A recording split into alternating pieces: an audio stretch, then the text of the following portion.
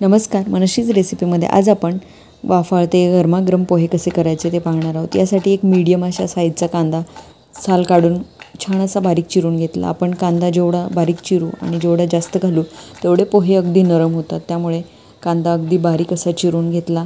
सोबतच कोथिंबीर स्वच्छ धुवून घेतली, कढीपत्ता देखील आणि मिरच्या देखील कापून घेतल्यात। त्या कढीपत्ता, कोथिंबीर, मिरची सगळं घेतलेलं आहे।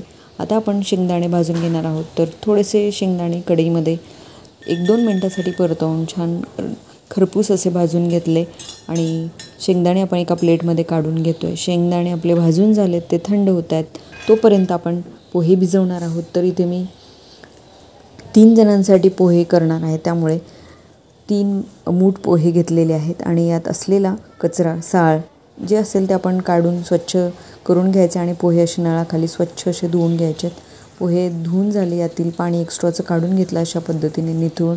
आणि आता पोहे आपण एका भांड्यावरती ठेवणार आहोत, म्हणजे तर पोहे भिजतायत तोपर्यंत आपण फोडणी करणार आहोत। बाजूला कढई तापवून घेतली, कढईमध्ये 2 चमचे तेल घातलं। तेल देखील या ठिकाणी छान असं तापलं। मग यामध्ये मोहरी घातली, मोहरी छान अगदी तडतडली आहे, फुटेपर्यंत आवाज येतोय छान असा। नंतर जिरे घातले, जिरे देखील मस्त फुललेत। आता यामध्ये मी सगळ्यात अगोदर नेहमी मिरची घालते, यामुळे पोह्यांना छान अशी चव येते। आणि यानंतर घातलेला आहे कढीपत्ता, कढीपत्ता देखील छान तडतडला आहे फोडणीमध्ये। तर आता भरपूर असा बारीक चिरलेला कांदा यामध्ये घातला। हा कांदा आपल्याला या फोडणीमध्ये छान असा परतवून घ्यायचा आहे। तर कांदा 1-2 मिनिटांसाठी छान व्यवस्थित असा परतून झाला की मग आपण यामध्ये मीठ घालणार आहोत आणि सोबतच हळद। पण सुरुवातीला अगोदर आपण दाणे घालणार आहोत। दाणे कारण क्रिस्पी होईपर्यंत परतून घ्यायचे। तर दाणे देखील 1-2 मिनिटांसाठी छान परतून घेऊया।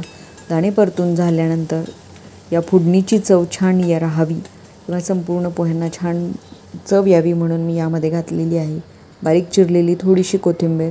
आता ही कोथिंबीर घातल्यानंतर आपण यामध्ये मीठ घातलेलं आहे। मीठ देखील चवीनुसार घालायचं आणि पाव चमचा हळद।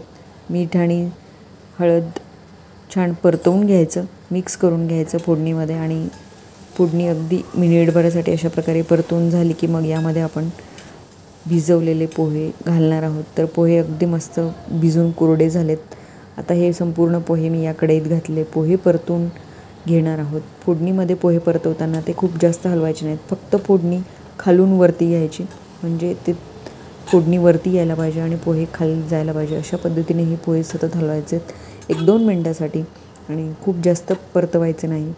अशा पद्धतीने सगळ्या पोह्यांना फोडणी लागली की मग आपण झाकून ठेवणार आहोत 4-5 मिनिटांसाठी। आणि 5 मिनिटांनंतर अगदी छान अशी वाफ येते, संपूर्ण वाफ यामध्ये मुरल्यामुळे पोहे अगदी मऊ होतात। आणि वरतून छान कोथिंबीर घालून गार्निश केलेत। तुम्ही तुमच्या आवडीप्रमाणे ओलं खोबरं, सुकं खोबरं यावरती घालू शकता आणि सोबत मस्त लिंबाची फोड आणि अतिशय सुंदर असा वाफाळत्या पोह्यांचा आस्वाद घ्या। आणि तुमच्या कमेंट नक्की सांगा। व्हिडिओ पाहिल्याबद्दल धन्यवाद।